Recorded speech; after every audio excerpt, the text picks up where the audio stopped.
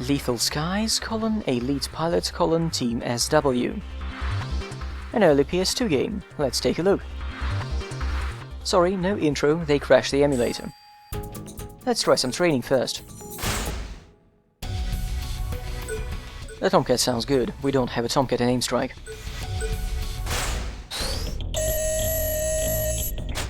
Take off. Off cleared whenever you're ready.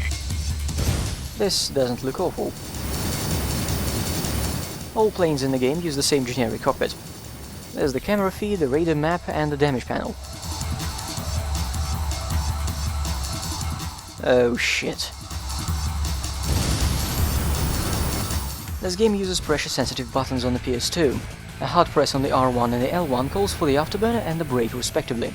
But you need softer touches to control the throttle. My emulator is not set up for gentle presses. Brilliant. Runway clear whenever you're ready. So I'm going to land on a carrier flying a Tomcat with essentially a blip switch. You know, the World War I feature when your engine either worked at full power or didn't work at all.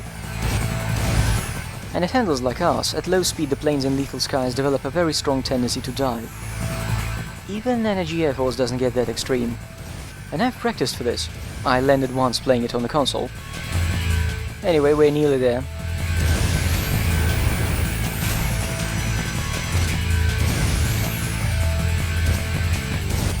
What do you mean, wrong way?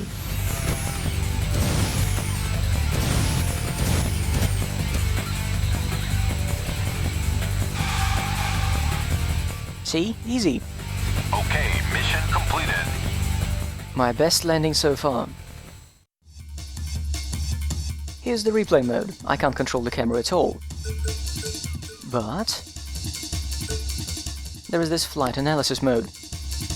I can't fast forward or rewind, or even pause. But I can watch everything happen in this abstract chart. There isn't much to see here this time. Wait till we get to an actual mission.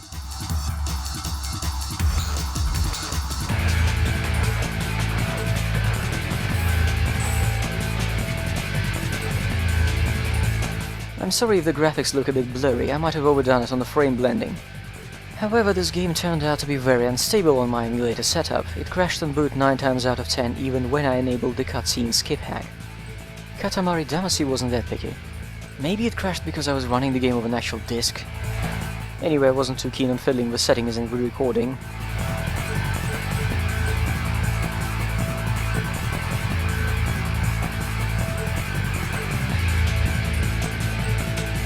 Look at this elegant approach.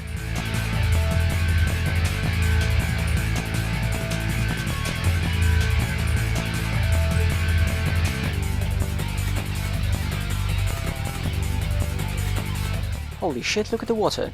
Your plane makes wake. Why don't more games have that?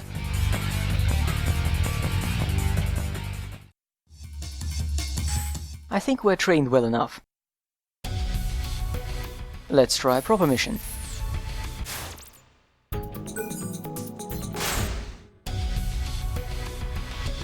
I'll stay on easy.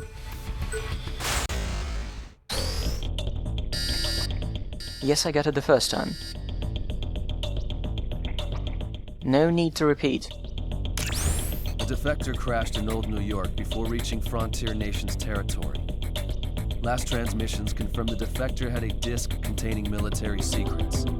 A made-in-China frisbee. Enemy wharf retrieval operations have already been initiated at the location. The disk must not fall into their hands. Isn't that from Star Trek? Team SW must attack and sink the salvage ship and stop the enemy plan. This is your first battle. Okay then, we're going to Old New York. Here is the briefing map where we can check things out in advance.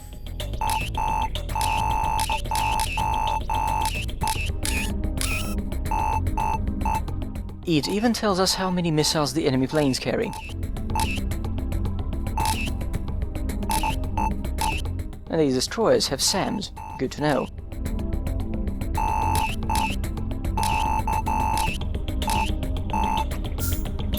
Well, let's set up our flight. Today we get to pick 2 wingmen. They have different skills, backgrounds and personalities. They also get experience by killing enemy planes. Let's go for it!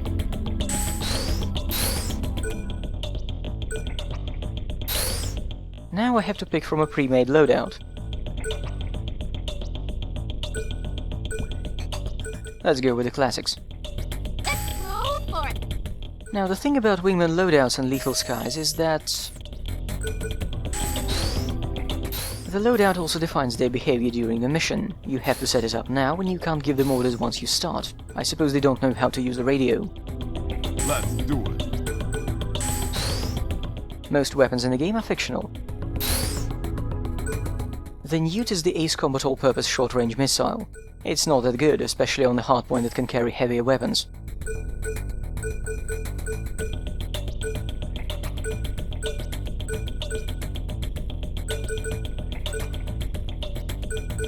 Now this is a different story. The Tarantula can wipe out entire enemy formations on the ground, and the Viper does the same in the air. This is going to be awesome.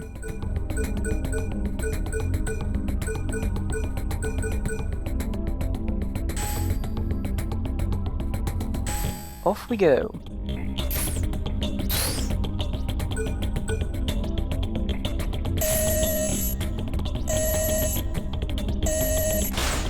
Take off.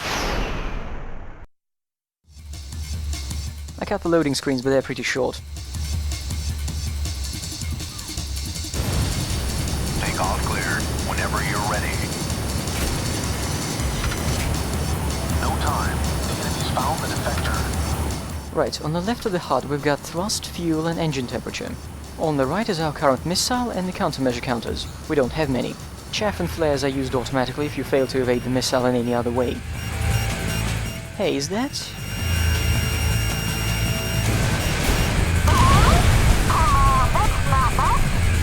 Your wingmen don't talk much. You come to appreciate that.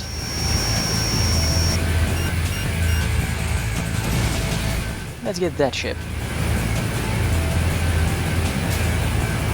Ow! We didn't even lose anything on the health bars. There's one for the wing, one for the fuel tanks, and one for the radar. And one for each engine. Now, as you've noticed, the Tarantula splits into multiple guided missiles upon launch. They are distributed between all the targets you locked onto, so the missile can be used against groups.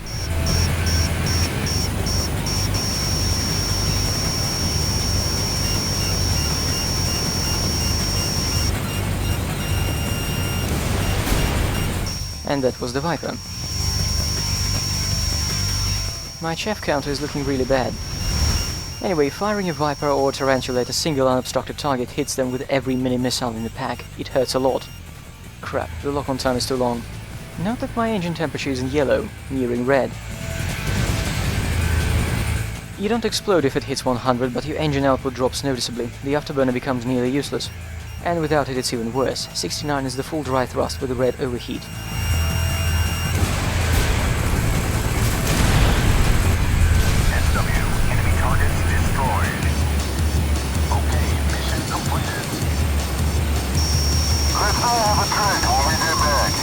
Jake, you've had enough.